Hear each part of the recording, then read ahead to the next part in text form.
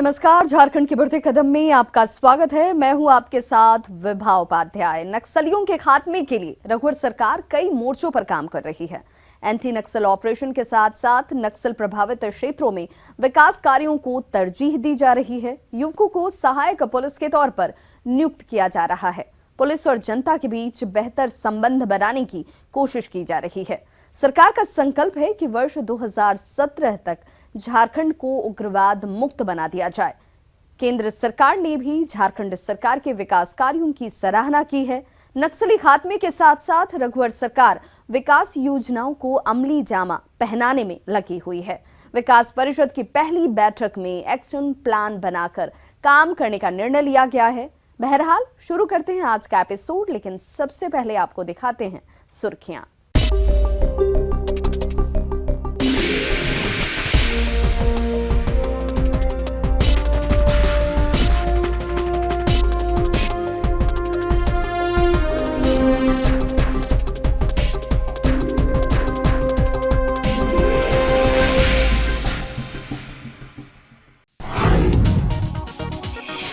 रांची में सीआईएसएफ के पूर्वी सेक्टर मुख्यालय के उद्घाटन कार्यक्रम में बोलते हुए केंद्रीय गृह मंत्री राजनाथ सिंह ने कहा कि नोटबंदी से आतंकवादियों, उग्रवादियों और नक्सलियों की कमर टूट गई। कुछ लोग गरीब और भोले भाले आदिवासियों का विकास रोकना चाहते हैं। इसके लिए उन्हें गुमराह किया जा रहा है। लिहाजा केंद्र और राज्य सरकार ने आदिवासियों के विकास के साथ साथ उग्रवादियों और नक्सलियों को समाप्त करने का बीड़ा उठाया है। केंद्रीय गृह मंत्री ने कहा कि देश की अर्थव्यवस्था तेजी के साथ विकास कर रही है। आने वाले 15 सालों में भारत दुनिया की 3 सबसे बड़ी अर्थव्यवस्थाओं में शामिल होगा। मुख्यमंत्री रघुवर दास ने कहा कि झारखंड को साल 2017 तक नक्सलवाद और उग्रवाद से मुक्त करने का संकल्प लिया गया है। इसके लिए सुरक्षा बलों को चाक चौबंद किया जा रहा है। नक्सल प्रभावित क्षेत्रों में आधारभूत संरचना का विकास किया जा रहा है। नक्सल प्रभावित क्षेत्रों के युवाओं को सहायक पुलिस में भर्ती की जा रही है।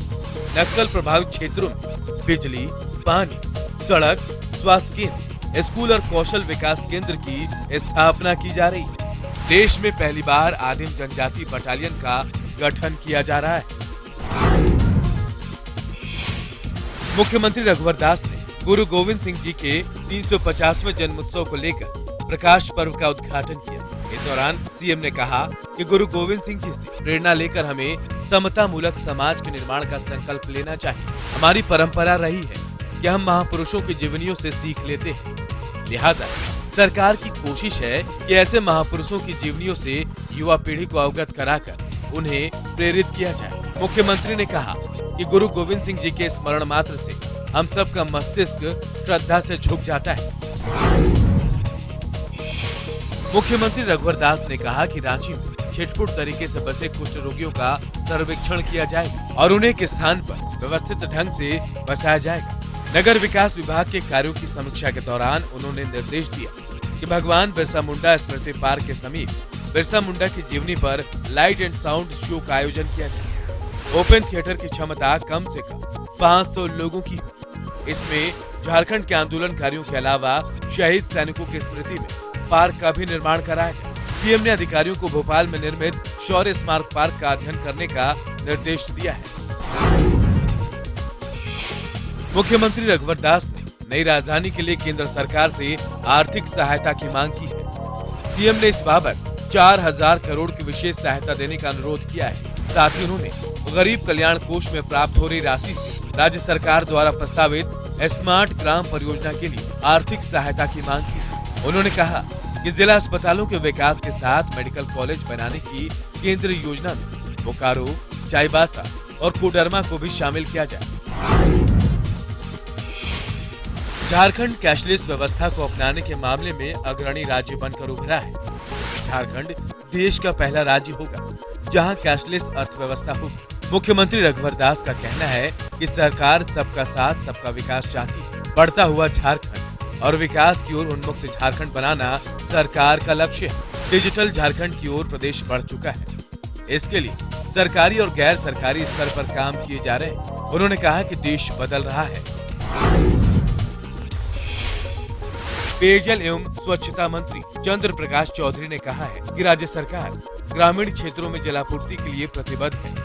साल 2018 तक सभी घरों में शुद्ध पेयजल उपलब्ध कराया जाएगा। साल 2022 तक ग्रामीण क्षेत्रों में पाइपलाइन के माध्यम से शुद्ध पेयजल पहुंचाया जाएगा। पिछले 2 साल में विभाग द्वारा 2000 करोड़ रुपए की राशि खर्च की गई।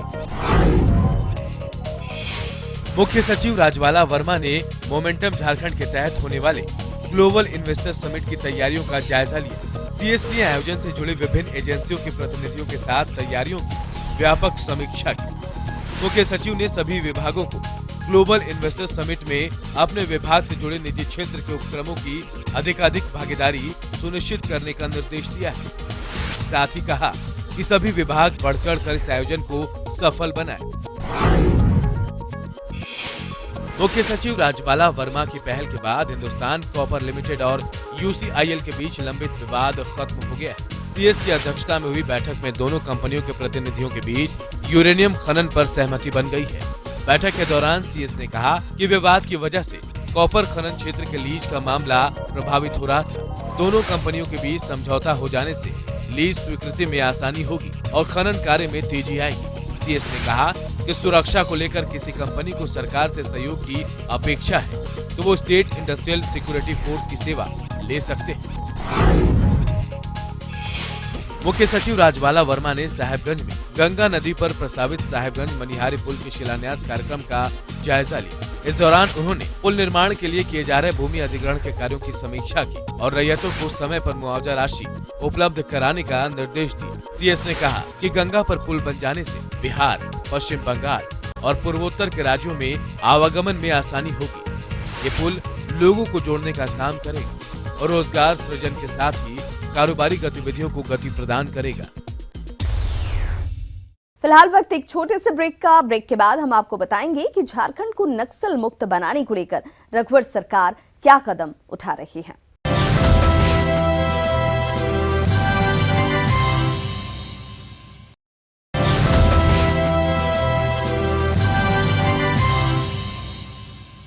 झारखंड को साल 2017 तक नक्सलवाद और उग्रवाद से मुक्त करने का संकल्प लिया गया है और इसके लिए सुरक्षा बलों का चाक चौबंद इंतजाम किया गया है।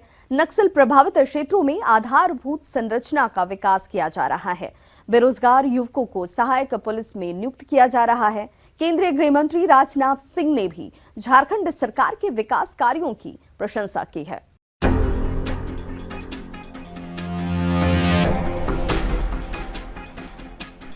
झारखंड को साल 2017 तक नक्सलवाद और उग्रवाद से मुक्त करने का संकल्प लिया गया है।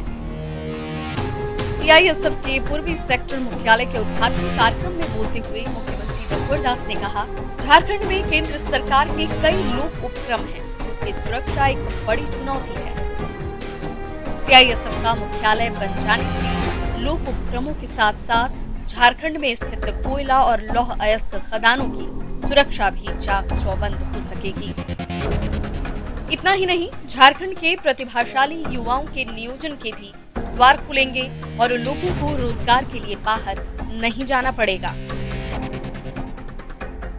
काफी समय से ये महसूस की जा रही थी, अनुभव की जा रही थी। झारखंड में स्थित केंद्र सरकार की सार्वजनिक प्रतिष्ठान जैसे airport, Bokaro steel plant, BCCL, Dhanbad, CCL, कारमली एवं कोयला तथा अन्य खदानों के साथ साथ डीवीसी एवं एनटीपीसी के प्लांट आदि में कार्यरत सीआईएसएफ कर्मियों को मुख्यालय से दूर होने के कारण काफी असुविधा हो रही थी। सेक्टर मुख्यालय के रांची में स्थित होने से न सिर्फ उन्हें सुविधा मिलेगी बल्कि भविष्य में झारखंड राज्य के प्रतिभाशाली युवकों के नियोजन में भी वृद्धि होगी।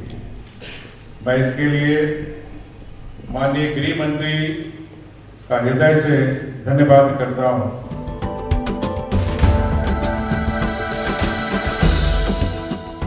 उद्घाटन कार्यक्रम में बोलते हुए मुख्यमंत्री रघुवर दास ने कहा कि सरकार झारखंड से उग्रवाद और नक्सलवाद के खात्मे के लिए कृत संकल्पित है। इसके लिए वर्ष 2017 का डेडलाइन तय किया गया है। कार्यक्रम में मौजूद केंद्रीय गृह मंत्री राजनाथ सिंह को मुखातिब करते हुए सीएम ने कहा कि सरकार के संकल्प में केंद्रीय गृह मंत्रालय का सहयोग मिलता रहा है और भविष्य में भी मिलता रहेगा।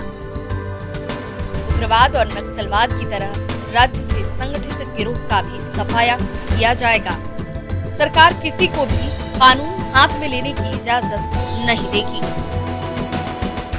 आधुनिक युग में जो नित्य 1 साल 2 साल के अंदर टेक्नोलॉजी बदल रहा है, तो हमारे जवान हर साल प्रशिक्षित होकर इस बदलती हुई टेक्नोलॉजी, इस तकनीकी युग में भी हमारे जवान उस लायक रहे, इसलिए प्रशिक्षण बहुत जरूरी। और आपको मैं आश्वस्त करना चाहूंगा कि बहुत जल्द आपको 100 एकड़ जमीन हम देंगे और आगे के लिए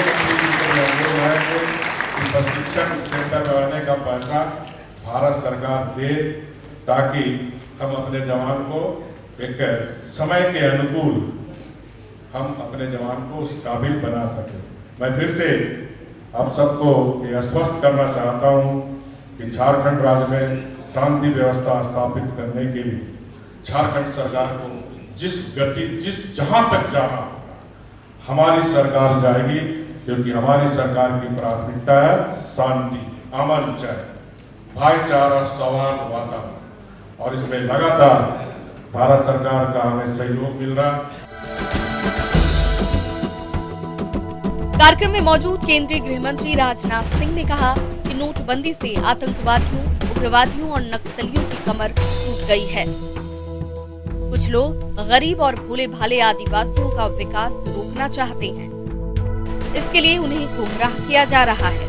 लिहाजा केंद्र और राज्य सरकार ने आदिवासियों के विकास के साथ साथ उग्रवादियों और नक्सलियों को समाप्त करने का बीड़ा उठाया है।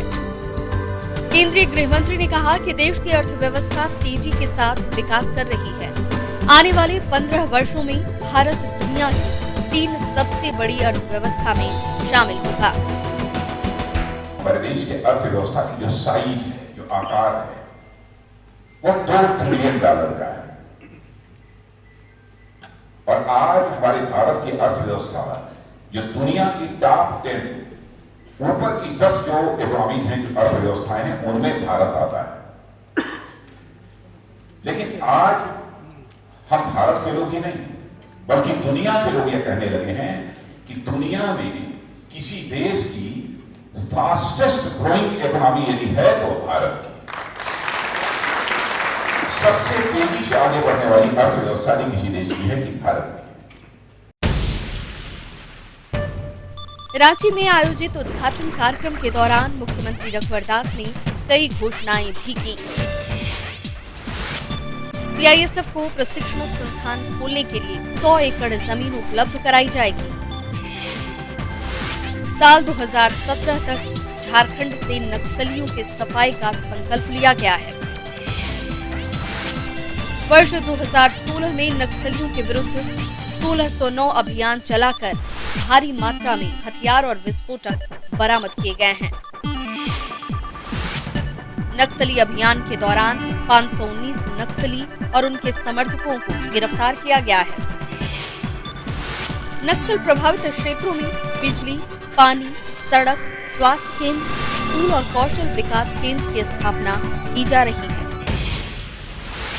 नक्सल प्रभावित क्षेत्रों के युवाओं को सहायक पुलिस में भर्ती किया जा रहा है। सहायक पुलिस में 2500 पदों के लिए भर्ती प्रक्रिया शुरू कर दी गई है। देश में पहली बार आदिम जनजाति बटालियन का गठन किया जा रहा है। आदिम जनजाति बटालियन के लिए 1042 पदों पर बहाली प्रक्रिया शुरू की गई है। रांची में आयोजित उद्घाटन कार्यक्रम में मुख्यमंत्री रघुवर दास ने कहा कि झारखंड उग्रवाद और नक्सलवाद से प्रभावित राज्य है। हालांकि केंद्र में मोदी सरकार आने के बाद राष्ट्रीय स्तर पर उग्रवादी घटनाओं में कमी आई है। झारखंड ने भी इसे महसूस किया है। सीएम ने कहा कि राज्य सरकार ने झारखंड को उग्रवाद मुक्त और अपराध मुक्त राज्य बनाने का संकल्प लिया है।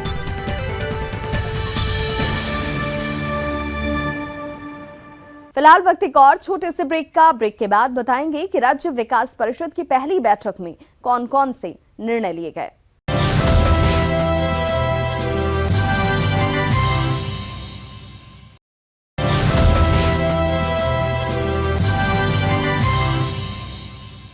राज्य विकास परिषद की पहली बैठक में झारखंड में किए जाने वाले विकास कार्यों की रूपरेखा तय की गई और इसके लिए शॉर्ट और मीडियम प्लान बनाए गए।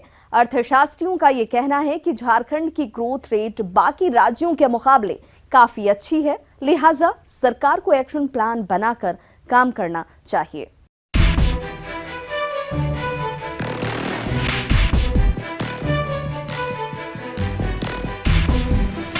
राज्य विकास परिषद की पहली बैठक में मुख्यमंत्री रघुवर दास ने कहा कि झारखंड में प्रचुर मात्रा में खनिज संपदा और कुशल मानव संसाधन होने के बावजूद राज्य विकास की रोशनी से महरूम है। गरीबी रेखा से नीचे रहने वालों की संख्या काफी अधिक है। हालांकि राज्य विकास परिषद का गठन इसी उद्देश्य से हुआ था कि राज्य के विकास के लिए 15 साल का विजन तैयार हो, 5 साल की स्ट्रेटेजी और 3 साल का एक्शन प्लान तैयार हो। लिहाजा सरकार एक एक दिन के एक्शन प्लान पर काम करेगी ताकि योजनाओं का समय पर क्रियान्वयन हो सके। राज्य विकास परिषद की बैठक में मौजूद विकास आयुक्त अमित खरे ने कहा कि अगले 15 वर्षों में झारखंड का विकास किस रूप में होगा उसे लेकर चर्चा की। जो चर्चा हुई, सभी माननीय सांसदों ने, विधायकों ने, जिला परिषद अध्यक्ष, नगर निगम के महापौर, नगर परिषद के अध्यक्षों ने अपने अपने राय विचार रखे।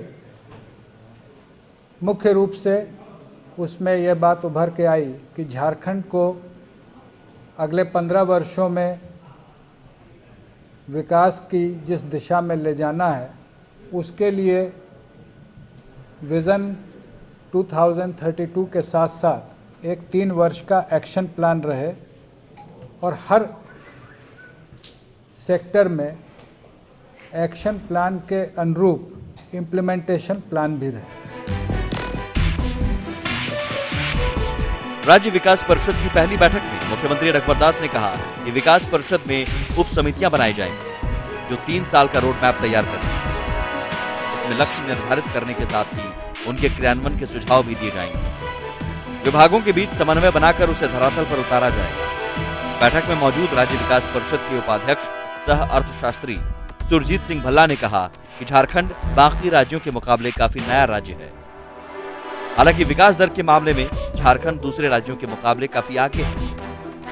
हालांकि झारखंड को अभी भी काफी कुछ करना है।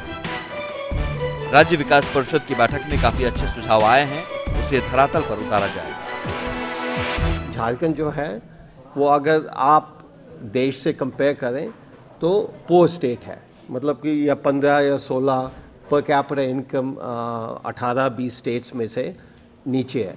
मगर ग्रोथ रेट जो लास्ट ईयर की है 2015-16 कोई 12% है और वो कोई 5 परसेंटेज पॉइंट नेशनल एवरेज से ज़्यादा है। तो वो तो हुई अच्छी खबर। अब जो इतनी अच्छी खबर नहीं है वो झारखंड की भी है और सारे देश की भी है कि हमें सब पता है कि क्या करना चाहिए, क्यों करना चाहिए, किसके लिए करना चाहिए, मगर इम्प्लीमेंटेशन में बड़ा गैप है। जो हम चाहते हैं, जो हमारे गोल्स हैं, उसको मीट करने के लिए हमें प्रॉपर मॉनिटरिंग चाहिए और proper if you will documentation चाहिए कि यहाँ पे इस ज़िला में, इस डिस्ट्रिक्ट में ये प्रॉब्लम है, चाहे एजुकेशन हो, चाहे हेल्थ केयर हो, चाहे इरिगेशन हो, जो मर्जी आप ले लें, जो भी टॉपिक, पॉवर्टी एलिविएशन हो, कौन गरीब है, क्यों गरीब है, कैसे गरीब है, उसका अब तो ये तो हम कंप्यूटर एज में हैं, सारी इन्फॉर्मेशन बड़ी आसानी से असेंबल हो सकती है और उसके मुताबिक हम अब पॉलिसीज़ कर सकते हैं जिससे कि तरक्की ज़्यादा जोर से हो और जो बॉटम 50-60% है उनको ज़्यादा फायदा हो। राज्य विकास परिषद की पहली बैठक में मुख्यमंत्री रघुवर दास ने कई महत्वपूर्ण बातें कही। कृषि का विकास सरकार की प्राथमिकता में शामिल है। कृषि के साथ ही पशुपालन, मछली पालन, बागवानी आदि को भी बढ़ावा दिया जा रहा है। मुर्गी पालन के लिए सखी मंडल को 4 लाख रुपए की आर्थिक सहायता दी जा सकती है। मुर्गी पालन से उत्पादित अंडों की बिक्री नजदीक के स्कूल में की जा सकेगी। राज्य में लघु एवं कुटीर उद्योग को बढ़ावा दिया जा रहा है। लाह, तसर आदि के लिए अलग बोर्ड का गठन किया जाएगा। राज्य में श्वेत क्रांति लाने के उद्देश्य से 50 गायों तक सब्सिडी दी जा रही है। राज्य विकास परिषद की बैठक में सीएम रघुवर दास ने कहा कि राज्य में गरीबी रेखा से नीचे रहने वालों की सूची तैयार कराई जा रही है। वास्तविक आंकड़े होने से उनके विकास के लिए विकास योजनाएं बनाने में आसानी होगी। मुख्यमंत्री ने कहा कि सिंचाई व्यवस्था बढ़ाने को लेकर सरकार गंभीर है। 3 से 5 एकड़ क्षेत्रफल वाले 300 तालाबों का जीर्णोद्धार कराया जाएगा। इसी तरह लघु, कुटीर, तसर और लाह के लिए अलग अलग बोर्ड का गठन किया जाएगा। इससे बड़ी संख्या में लोगों को स्वरोजगार मिलेगा। उन्होंने कहा कि इस साल अनुसूचित जाति एवं अनुसूचित जनजाति के लिए अलग से बजट पेश किया जाएगा। आर्थिक विषमता समाप्त करने के लिए राज्य सरकार प्रतिबद्ध है।